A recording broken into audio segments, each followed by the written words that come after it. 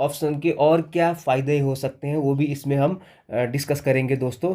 तो please subscribe to my channel Pharma Medicos for more videos like this, for more explanation videos. Okay दोस्तों। Question, the preferred drug for suppressing febrile convulsion is option A intramuscular phenobarbitone, option B intravenous phenytoin, option C rectal diazepam, option D oral sodium valproate.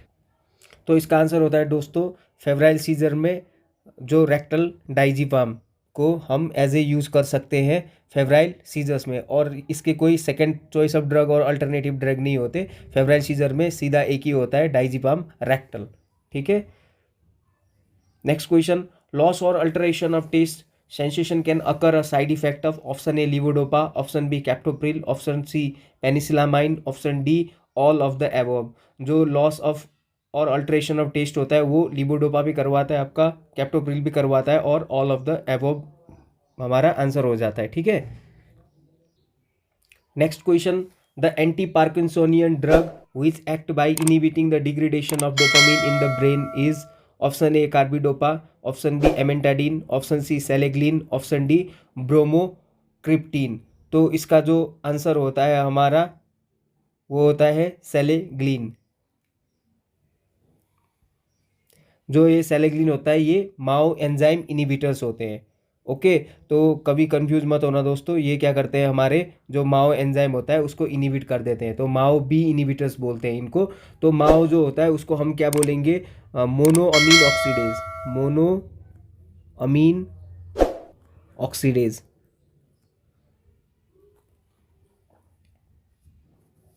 Next question, the following drug is effective in chlorpromazine induced Parkinsonism, option A trihexyphenidyl, option B selegiline, option C bromocriptine, option D levodopa plus carbidopa. तो इसके लिए होता है हमारा ट्राईहेक्सिल फेनिडिन होता है। ये जो ट्राईहेक्सिल फेनिडिन होते हैं ये हमारे क्या होते हैं, central anticholinergics, central anti cholinergic, central anti cholinergic. और जो ये क्लोरप्रोमाजिन होता है, ये क्लोरप्रोमाजिन हमारा कौन सा कैटेगरी का ड्रग होता है, ये हमारा फेनोथायाजिन कैटेगरी में आता है, और उससे हमारा जो एलिफेटिक साइड चेन होते हैं जो फेनोथायाजिन में, उसमें क्लोरप्रोमाजिन और ट्राइफ्लुओपिराजिन प्रोमाजिन करके आते हैं। और जो हमारा ड्रग इंड्यूस्ड पार्किंसनिज्म है उसमें भी हम ट्राईहेक्सीफेनिडिल को ही यूज करते हैं। तो कंफ्यूज मत होना, चाहे वो क्लोरप्रोमाजिन इंड्यूस्ड हो या चाहे कोई और ड्रग भी इंड्यूस करे, तो उसके लिए हमारा ड्रग ऑफ चॉइस क्या होता है, हमारा ट्राईहेक्सीफेनिडिल होता है। Next question, chlorpromazine therapy increase the secretion of the following hormone, option A prolactin, option B gonadotropin, option C corticotropin, option D anti diuretic hormone. तो जो क्लोरप्रोमाजिन होता है ये थेरेपी क्या करता है, हमारा प्रोलैक्टिन हार्मोन का सिंथेसिस ज़्यादा कर देता है। तो हमारा आंसर क्या होता है, प्रोलैक्टिन। ठीक है। तो दोस्तों एक हमारा सिंपल सा फंडा होता है कि जैसे इंक्रीज डोपामीन, डोपामीन ज़्यादा हो जाएगा तो क्या हो जाता है, डिक्रीज प्रोलैक्टिन। और जैसे डिक्रीज डोपामीन तो क्या हो जाएगा हमारा, इंक्रीज प्रोलैक्टिन। ओके। और जो हमारे ये क्लोरप्रोमाजिन होते हैं, ये क्लोरप्रोमाजिन को हम क्या बोल सकते हैं, ये डोपामीन एंटेगोनिस्टिक ड्रग होते हैं। ये क्या कर देते हैं, डोपामीन के लेवल को कम कर देते हैं लिम्बिक सिस्टम में। ओके। तो इसके वजह से जैसे अब प्रोलैक्टिन राइज हो जाएगा, तो प्रोलैक्टिन राइज हो जाएगा तो ब्रेस्ट जो हमारे वुमेन्स होते हैं उनमें क्या हो जाएगा, गैलेक्टोरिया हो जाएगा, और जो मेल होते हैं उनमें क्या हो जाएगा, गाइनेकोमेस्टिया हो जाएगा। Next question, which of the following is an atypical neuroleptic drug, option A loxapine, option B olanzapine, option C pimozide, और ऑप्शन डी फ्लूपेनथिक्जोल। तो इसका जो आंसर होता है दोस्तों वो क्या होता है, हमारा ओलेंजेपिन। ये हमारे अटिपिकल न्यूरोलेप्टिक्स होते हैं। जो अटिपिकल न्यूरोलेप्टिक होते हैं इनको हम न्यूअर या सेकेंड जनरेशन भी बोल सकते हैं। और जो ये ड्रग होते हैं इनके week D2 receptor antagonistic activity होता है, इनका क्या होता है, D2 वीक होता है।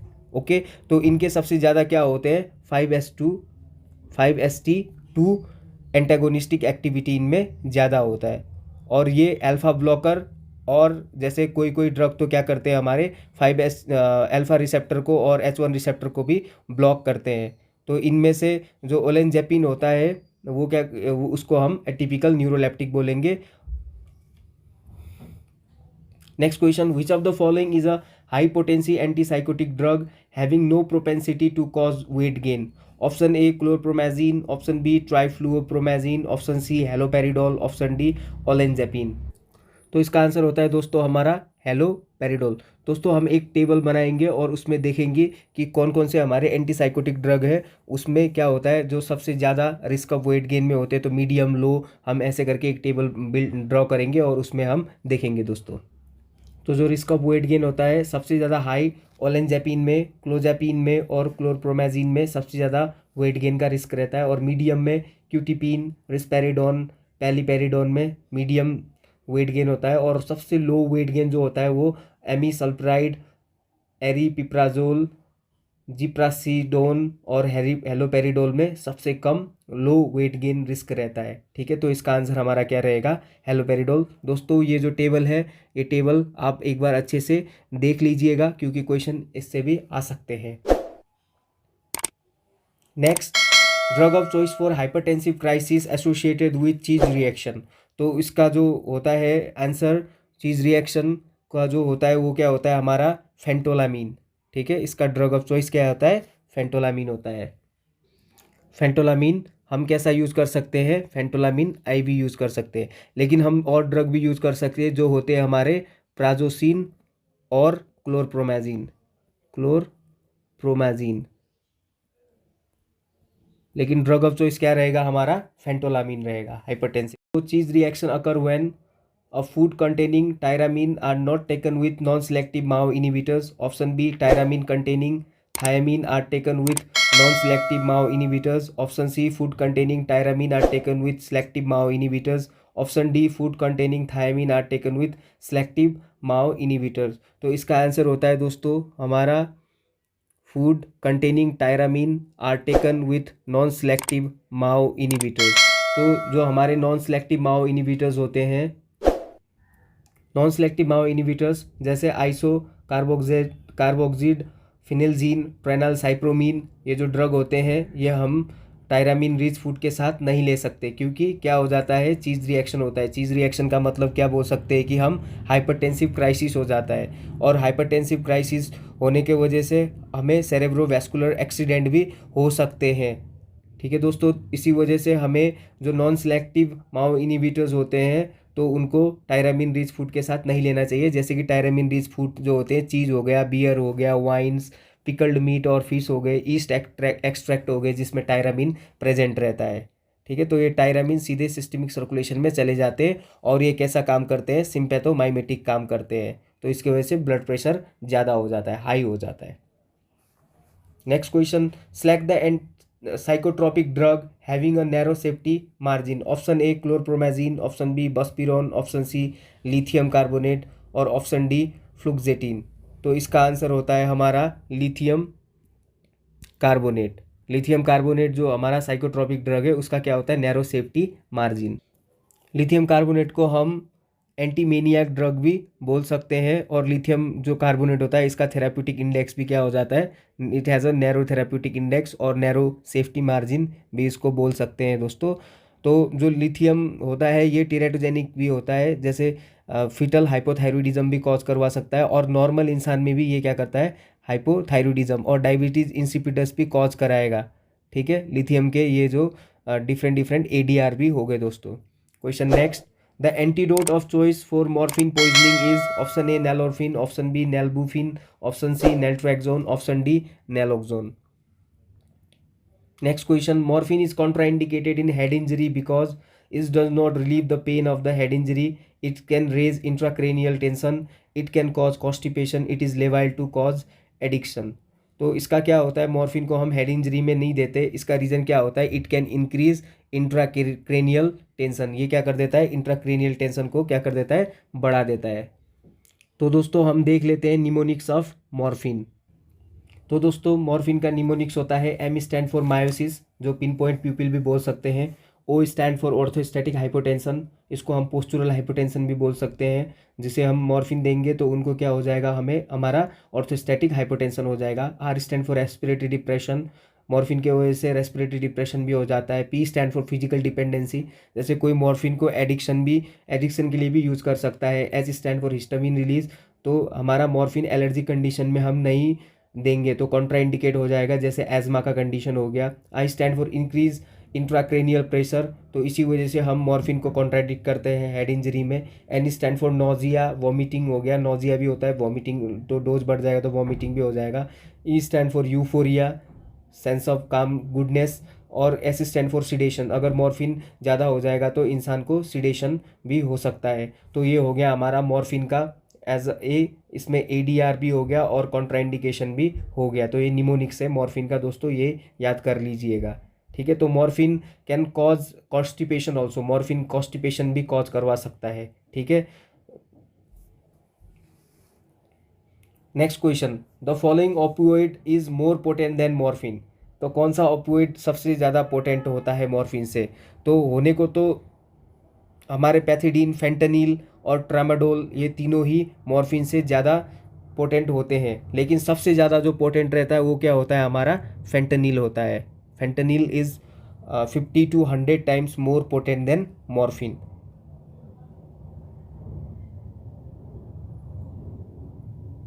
Next question, indicate the opioid analgesic that is used as a transdermal patch for chronic and cancer pain.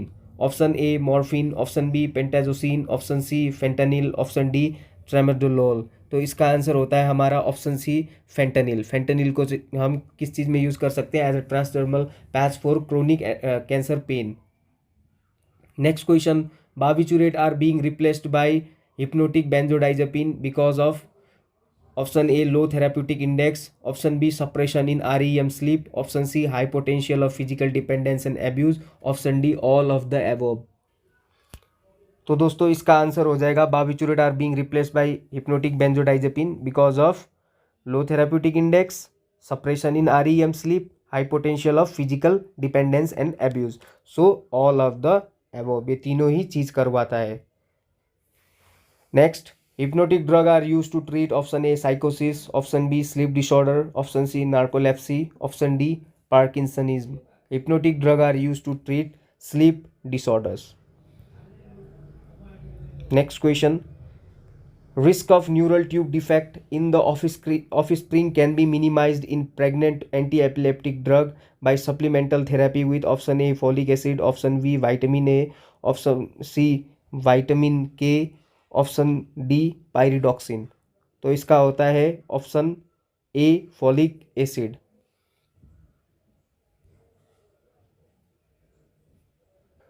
जो बेल्प्रोइट होता है वो क्या करता है कि इट हैज़ अ टीरेटोजेनिक इफेक्ट, और जो ऑफ स्प्रिंग्स होते हैं या जो फिटस होता है उसमें न्यूरल ट्यूब डिफेक्ट कॉज करवाता है। तो इसके लिए हम इफ सोडियम बेल्प्रोइट देंगे तो उसके बाद हम फॉलिक एसिड भी एडमिनिस्टर करते हैं। तो दोस्तों हम बेल्प्रोइट का थोड़ा बहुत निमोनिक्स देख लेंगे, जिसकी वजह से आपको थोड़ा इजी हो जाएगा कि बेल्प्रोइट के एडीआर्स क्या होते हैं और बेल्प्रोइट की किस किस कंडीशन में हमको कॉन्ट्राडिक्ट करना पड़ता है।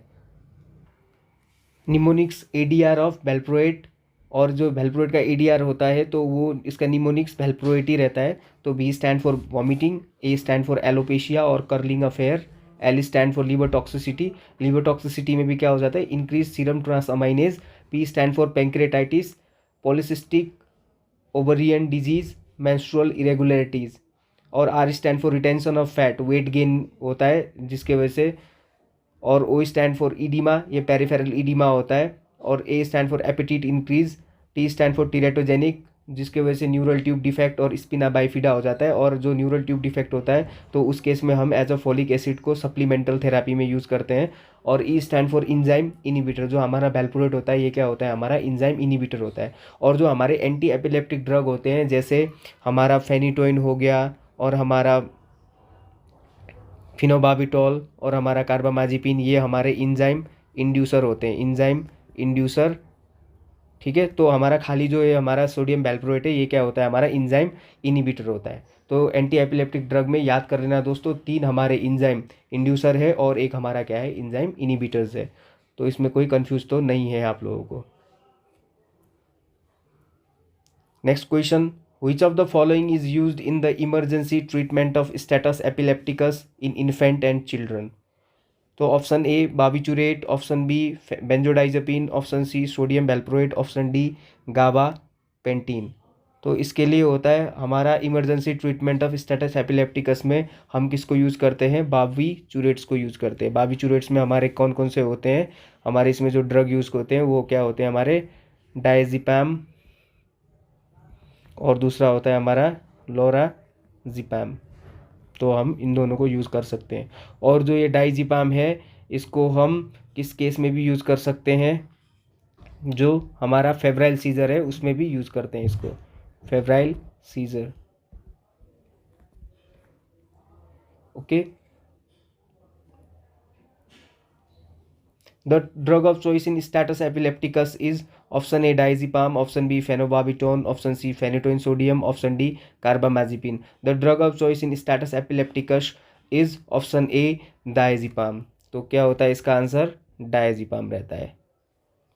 थैंक यू सो मच दोस्तों, please subscribe to my channel Pharma Medicos for more update on MCQ